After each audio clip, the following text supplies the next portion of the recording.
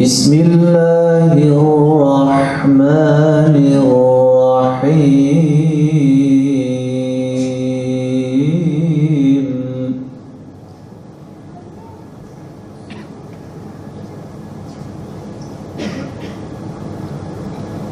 وما محمد إلا رسول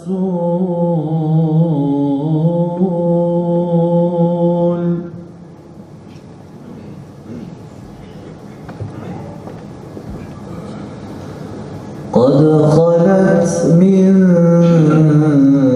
قبله الرسل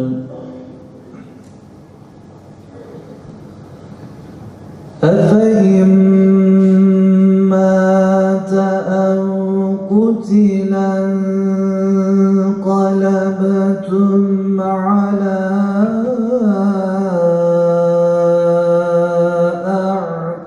أعقابكم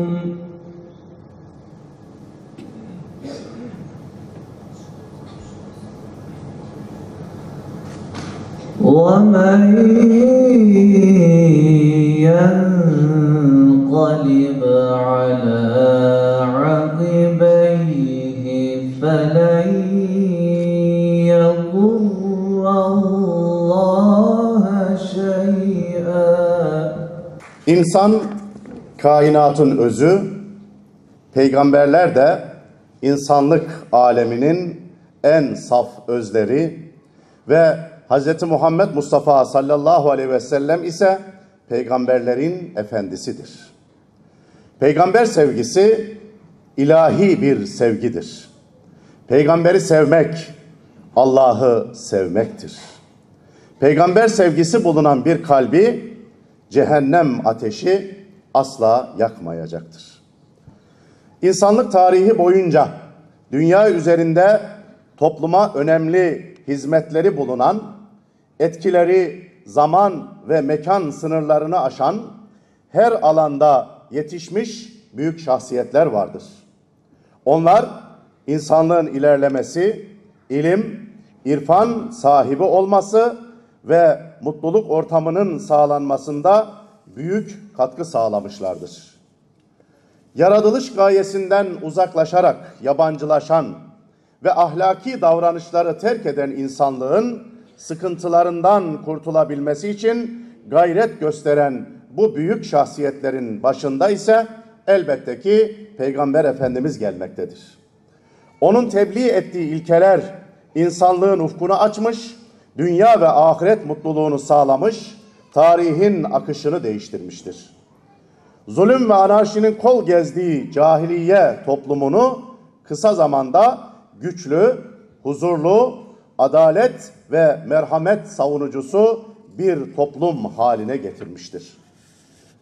Değerli hazırun, hak ve adalet duygularının zayıfladığı, insanların birbirlerine kin ve nefret duygularıyla baktığı, toplumda ve milletler arası camiada huzursuzlukların hızla yaygınlaştığı günümüzde sevgi, saygı ve hoşgörünün tesis edilmesi, onun insanlığa ulaştırdığı ilahi ve evrensel mesajın doğru öğretilmesi ve öğrenilmesi ile mümkündür. Son yıllarda değerlerimizi hep kaybetmeye başladık. Bizi biz yapan, bizi kendimizi keşfetmemizi sağlayacak olan çok güzel değerlerimiz var. Bu değerler her geçen gün biraz önce Sinevizyon'da da gördüğümüz gibi birileri tarafından yok edilmeye çalışılıyor. Onların en başında da bu güzel günler ve gecelerimiz var. Şimdi sevgili genç kardeşlerim haklı olarak içlerindeki o coşkuyu, enerjiyi bir yerlerde harcayacaklar. Bizler bu güzel günleri ve geceleri gündeme getirmez, onların anlayabileceği dilde kutlamaz, onların içindeki o aşkı, şevki, coşkuyu ortaya çıkaracak düzeyde yapmazsak, onlar da gidiyorlar, yılbaşını kutluyorlar, Paskalya'yı kutluyorlar, Yumurta Bayramı diyorlar, Noel Bayramı diyorlar, başka şeyler söylüyorlar, Sevgililer Günü diyorlar, Anneler Günü diyorlar. Değil mi? Mesela görüyorsunuz, yaşıyorsunuz, hepimiz görüyoruz kıymetli kardeşlerim. Efendim yılbaşında okullarımızda bile çocuklarımız, efendim imam hatiplerimizde bile neredeyse yaşanıyor bu. Hediye yapıyorlar. Ben de çok kızıyorum buna. Diyorum ki ya niye yapıyorsunuz? Çocuklar hediyeleşmeyi öğrensin. Peki hediyeleşmeyi öğrensinler, bu sünnettir. Zaten Peygamberimizin sünneti iyi, güzel de bunu niye yılbaşında yapıyorsunuz? Niye Sevgililer Günü'nde yapıyorsunuz da Mevlid Kandili'nde yapmıyorsunuz? Eğer niyetiniz çocuklarımızın gerçekten hediyeleşmelerini öğrenmekse buyurun işte Mevlid Kandili bunun için çok güzel bir örnek. 3 ayların başlangıcı bunun için çok güzel bir örnek. Ramazan ayı başlıyor diye çocuklar arasında hediyeleşmeyi yapın. Değil mi? O kadar çok şeyimiz var ki. Senede 2 tane çok güzel bayramımız var. 6 tane böyle güzel gecemiz var. Ama biz bunları gündeme getirmiyoruz. Burası Van. Şurası Van Gölü. 3 günlük bir rock festivali yapıldı Eylül'de. Şu konser alanı, arka taraftaki o gördüğünüz beyazlarla çadırlar, gençlerin kaldığı çadırlar. Yanlış anlamayın. Yani burada kimseye yüklenmek şu bu falan filan değil. Genelde İstanbul'da yapılıyordu. Bu sene Van'da yaptılar. Türkiye'nin en muhafazakar illerinden bir tanesinde Van'da 3 gün boyunca gençlerin katıldığı rock festivali yaptılar. Son gün 70 bin kişi vardı konser alanında. Görüyorsunuz ellerinde içkiler falan. Bunlar gösterebildiğimiz resimler. Daha iğrenç, sıkıntılı resimler var. Koyamıyoruz. 3 gün boyunca çadırlarda yediler, içtiler. 7-24 onların gönlüne hitap eden bir konser. Bunu niye yayınlıyor? Peygamberimiz ve gençlik diyoruz. Burada hocalarım var, görevlilerimiz var, anneler var, babalar var. Kıymetli dostlar, biz gençlerimizle ilgilenmezken, gençlerimiz ne istiyor, bunların dünyası nedir diye bakmazken, şeytan ve onun yandaşları ve onun yoldaşları gece gündüz gençlerimizin analizini yapıyorlar. Bu gençlerin heva ve hevesleri ne? Bu gençlerin nefsi neyi istiyor?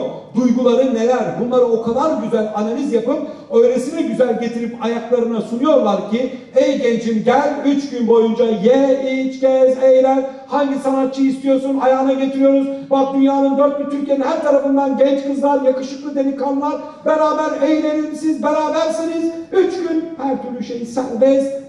Bedava, ücretsiz, 3 kuruş, 5 kuruş. Buyurun, ayaklarınıza kadar getirdim. Biz ne yapıyoruz? Bu adamlar kalkıp bana gidip oradaki gençlerin ayağına nefislerinin isteklerini getirirken acaba ben bir baba olarak, anne olarak hemen yan odada yatan kızıma, oğluma ulaşabildim mi? Dokunabildim mi? Benim kızım ne hissediyor, oğlum ne hissediyor? Ona ben ne yapabilirim, ne verebilirim dedik mi? Ya da bir caminin hocası olarak aflarına sığınıyorum burada oldukları için hemen yan taraftaki sokakta, mahalledeki gençler ne isterler, ne arzularlar, heva ve hevesleri ne, şeytan onları tuzağa düşürmek için neler yapıyor, ben bunun karşısında neler yaparım, acaba bunun mücadelesini hep beraber verebiliyor muyuz? Bakın gençliği yoldan çıkarmak için neler yapıyorlar. Ayaklarına götürüyorlar. Yeter ki siz isteyin diyorlar. Yeter ki talep edin bizden diyorlar. Çünkü gençleri bu adamlar çözdü. Bu adamlar gençleri çözdü. Ama biraz öncesine vizyonda gördüğünüz gibi Peygamberimiz Aleyhisselatü Vesselam da gençleri çözmüştü. İslam hareketi, Kur'an hareketi, Peygamber hareketi bir gençlik hareketidir. Peygamberimiz Aleyhisselatü Vesselam'ın ashabın dediği kişiler 8 ile 25 yaş arasında çocuklardır. Hazreti Ali Efendimiz 8 yaşındadır. Enes bin Malik 10 yaşındadır. Allah her peygambere bir yardımcı göndermiştir. Benim yardımcım Zübeyir bin Avvam'dır diyor. Zübeyir bin Avvam 13 yaşında. Musab bin Ümeyr 14 yaşında. 16 yaşında Musab'ı Mekke'nin yakışıklı delikanlısını İslam'ın ilk öğretmeni olarak gönderiyor. Bir yıl sonra döndüğünde ey Allah'ın Resulü Medine'de çalmadı kapı, İslam'ı anlatmadı, kimse bırakmadı diyor. 16 yaşında bir delikanlı bir yıl içinde gittiği yerin yarısını Müslüman yapıyor. Talha bin Ubeydullah 15, Sa'd ibn Ebu Vakkas 16, Darul Erkam'ın sahibi İbn Erkam 17 yaşında. 17 yaşında Muaz bin Cebel'i, ayaklarından özürlü Muaz bin Cebel'i Yemen'e vali tayin ediyor. 17 yaşında bir çocuğu. Peygamberimizin atadığı son komutan, arkada koca koca sahabe, önde 17-18 yaşlarında Üsame radıyallahu anh. Peygamberimizin hayatındaki en zor dönemlerinden bir tanesi Hazreti Ayşe validemize iftira atılan ifk hadisesidir. Resulullah'ın hayattaki en zor anları. Anamıza, eşine, canına iftira atılmış. Çok zor bir durumda kalıyor. Resulullah o dönemde 2 kişiyle istişare yapıyor. Bir tanesi Hazreti Ali Efendimiz, öbürü 12 yaşında Zeyd bin Harise. Ya 12 yaşında bir çocukla Resulullah hayatının en önemli konusunun istişaresini yapıyor. Biz çocuklarımızla neyi konuşuyoruz?